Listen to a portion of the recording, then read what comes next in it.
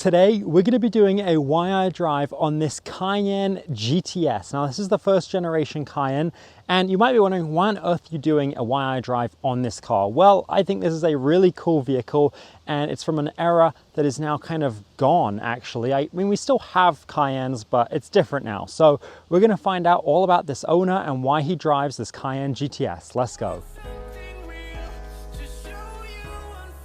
So today we're back with Scotty. I would say introduce yourself, but the people already know who you are. We did your Subaru Type RA. That's correct. And now we're doing a new car that you've bought, and then we're going to do your new Golf R. That'll be on the channel soon. But in the meantime, what is this and why do you drive it? So this is my 2009 Cayenne GTS. I chose this car because I just love the way these look, and I mean, Instagram had a little influence on it. You know, there's some viral videos going around with Cayenne GTSs of this generation, and I just think they're beautiful cars. They're timeless, and the value is pretty good for what you get at the moment. Yeah, because I know we've all probably seen the reels with the Cayennes, and when I was a kid, I used to think this was an ugly car, but then as you get older, you start to wish for this era again, you know, nostalgia hits, right? For sure. The car definitely has a certain aura to it, which I like, and, you know, it's just a cool vibe to drive around and enjoy. It kind of is like peak 2000s, I don't know, mafia or just, you know, cool, right? Gangsta. 100%. That's, especially with the black color and the big wheels, it really gives off that vibe, which I like personally. Yeah, it's kind of like in real life, the proportions are crazy because the wheels are, what, 20 inch? These, surprisingly enough, are 23-inch wheels. 23s? Dude, what wheels are these? The factory? I think they're like some sort of aftermarket brand that came out in Japan. I tried looking up the brand. I saw them on some Audi Q7s and whatnot. So I'm thinking it might just be something that European cars had back in the day, SUVs specifically. And they're 23-inch wheels. The brakes look tiny on these wheels. Yeah. It's crazy. You could fit your entire fist in between them. It's wild for a wheel to make a 6-piston caliper look tiny. Yeah, that's crazy. And the front of this car, it's kind of controversial because it's from that 996 era where Porsches didn't have the round headlights they've always had. What made you kind of like the car? I mean, I think for an SUV, it looks really good now looking back at it. And one thing that sold me on this car is the front bumper. So if you know Cayennes, this isn't a stock front bumper. It just happened to come with it. And I can't really figure out what it is after doing research. I've tried, you know, looking up photos of aftermarket Cayenne bumpers. But when you compare it to the normal GTS bumper, it doesn't have that ugly under chin that I find, you know, the OEM GTS bumper has. So I was pleased to see that. So you're not sure if it's like tech art or just like something? Yeah, I have no identification on it at the moment. If someone watching this video knows what this bumper is, please let me know. Are there any other parts on this vehicle that are aftermarket? No, everything else is OEM on it. So the GTS came with the nice fender flares and the side skirts, which give it a nice curb appeal over a regular Cayenne. Yeah, so you've got these sort of GT3 cup style over fenders on the car, little lips. I think that looks really cool. And then the back of it, is this factory? This yeah, kind of this spoiler? is a factory GTS spoiler.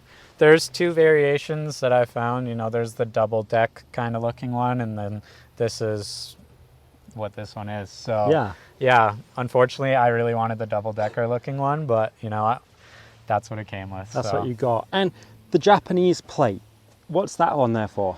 Yeah, so interestingly enough, this car is imported from Japan, even though it's left-hand drive. But what I've come to find out, this car was originally sold in the US, and someone in Japan imported it to Japan back in the day. And now here's me, I imported it back to North America. So it's made its way around the world, but it's cool to be on the same continent that it came from. That's crazy. So this was a USDM spec car? Yeah, exactly. Like, it's in miles per hour. It's, yeah, it has a US VIN and everything. So. That's crazy. Why did someone import this? Do they not sell these in Japan? They did sell them in Japan, but I noticed a lot of people in Japan like having the lore of having a left-hand drive car. So I think that's a big portion of why someone probably brought it there. So they're kind of like the opposite of North Americans. Yeah, everyone here wants right-hand drive, and over there they want what they can't have, just like us. Wow. So performance figures, what engine's in this car? So this car has a 4.8 V8. Okay. Yeah. Horsepower, do you know? Yeah, it's around 400 horsepower. And does it feel quick when you drive it? It's pretty quick. I've come to find that down low, you really need to step on it and get it high up in the RPMs to feel it. But once you get in that high RPM range, it really takes off for a vehicle of this caliber. It's kind of like a train. Yeah, exactly. So I love the black metallic paint on it too, with the silver wheels, the red brakes. It's such a cool color scheme. Now, this car, right, has air suspension, so it goes up and down? Yeah, so it has factory air suspension. Right now, we slammed it for the video. It looks cool, you know, can't go wrong with that. And yeah, so you could, you know, do what you please. Lower it, raise it up, do off-road potentially. Wow. Not on these wheels, but yeah, whatever you want. So with the Cayenne, they had the GTS. Was that the top dog, or was there a turbo, or do you know? So above this was the turbo, and they also had Turbo S. I just opted for the GTS because I love the way it looks. It's just very sleek design, and I mean, turbo, I don't know. I've heard things about them that kind of put me off, so I kept with the naturally aspirated V8. Like reliability wise? Yeah. Okay, so is this a pretty reliable platform? For, you know, the research that I've done and seen Cayennes for sale around, a lot of them have over like 200,000 kilometers or whatever that is, 150,000 miles. And everyone swears by them on the forums. You just have to do the common maintenance items on them, and seems like they'll go forever. So what are some of those maintenance items? So a big thing on the 2008, there's coolant lines in the valley of the V8 that like to crack because they're plastic. So I've heard in 2009 they revised that with some metal coolant lines, so you don't have to worry about that. There's typical things like drive shaft carrier bushing that can go bad on them, and that's about all I've heard so far.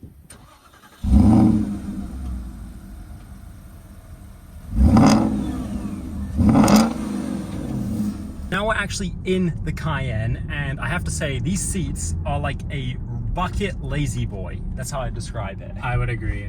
There's when I first got in the car, I was very surprised with the seats because they have a good amount of bolster, but you're not sacrificing any comfortability at the same time, which is great.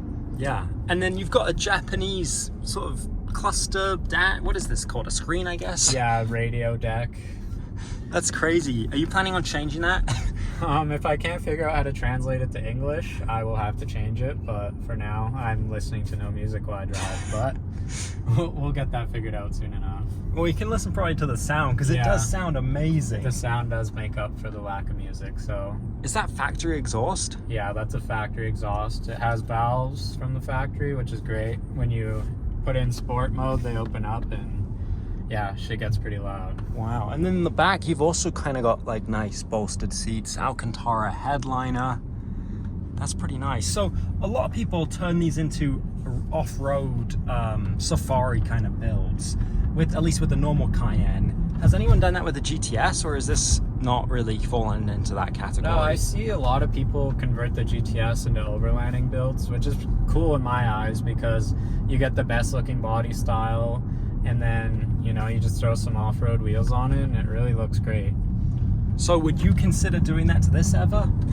I mean, it's honestly an option. I have enough street cars that I would consider something that I could take off-road and go anywhere with. So it's a thought in the back of my mind.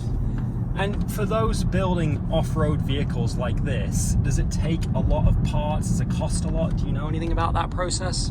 I don't know too much about it, but I've seen a few for sale that I can kind of see what direction people take and what parts people use.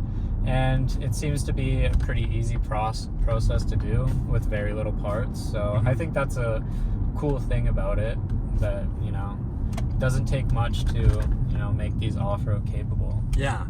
And it seems like a lot of people now are starting to appreciate the Cayenne. I mean, just today, one sold on Cars and Bids for $125,000.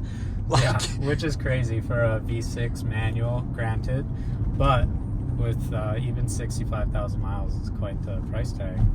So why are people falling in love with these again? Do you have any opinion on that? I'm not really sure, honestly. I mean, the looks definitely are one thing, and the performance you get out of it. And I think the price point that these are at in today's age is, you can't really go wrong if you're looking for a sporty SUV that can basically do it all. And what do these kind of go for? I think in the, Canadian market, I think $25,000 to $30,000 Canadian. In the States, I've been doing some research, and on Bring a Trailer, nice models are selling for 20 to 30,000 USD, so about the same. But yeah, I think you get a lot for what you pay for with one of these. Yeah, 400 horsepower. It's pretty reliable because this was near the end of this body style for the Cayenne. Don't know how you actually say it. Is it Cayenne or Cayenne? I say Cayenne. I say Cayenne. Yeah. Anyways, someone can let us know in the comments the official pronunciation for this Porsche. That's up to you guys. I don't really mind. Well, thank you. I appreciate you showing us your car. No problem. Thanks for having me back. Yeah, and now we're gonna go and do a video on your Golf R, which is a DSG right-hand drive with the bucket seats. Exactly. It's a pretty sweet car. So, yeah, what you can say? Stay tuned. Stay tuned. Stay tuned for the Golf video. That will be out right after this one. Thank you guys for watching. I hope you enjoyed. If you have a cool car, DM me on Instagram to do a wire drive. It doesn't really matter where you are in the world. Maybe we can sort something out. In the meantime, never ever quit your dreams. I'll see you in the next video. Remember, God loves you.